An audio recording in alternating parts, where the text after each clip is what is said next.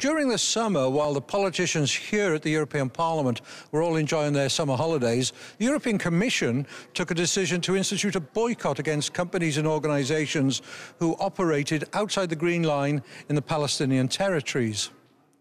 The politicians have all come back now from the holidays, and they're not very happy.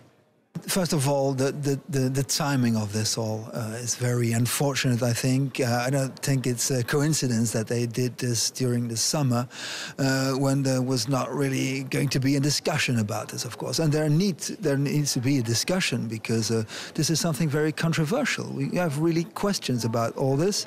I think it's counterproductive in the first place because many people, many Palestinian people are working for companies operating in the West Bank, for instance, and well, these people risk losing their jobs if these companies will be boycotted by the European Union. The directive also calls on Israel to sign a territorial clause reneging on claims to East Jerusalem, the Golan Heights and the West Bank before entering into any further agreement with the EU. Of course, it's a nonsense. Look at the situation now in the Middle East. All the countries, look in Egypt, in Syria, in Lebanon, and beyond. It's a nonsense to punish the only democratic country, the country which is sharing the same European Western values. And I can't explain why it was done and so quickly. It was during the holidays, a lot of MPs were not aware of this process, so it's a little bit disturbing, this process.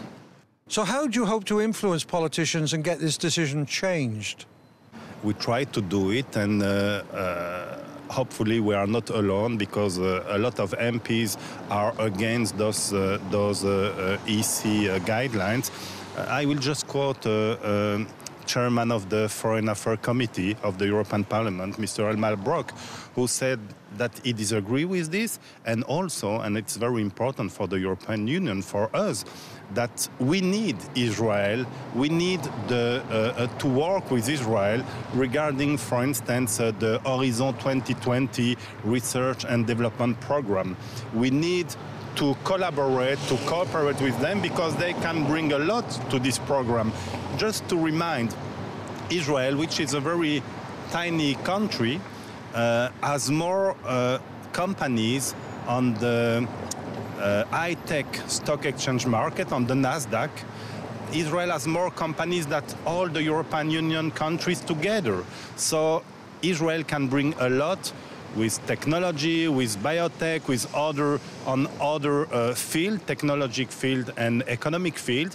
And so it's a nonsense morally, economically and politically to do what the European Commission did when they published the new guidelines. Pressure's building on the European Commission from all sides of the political spectrum to change this decision and lend support to the only true democracy in the Middle East. This is Colin Stevens for JN1 at the European Parliament in Brussels.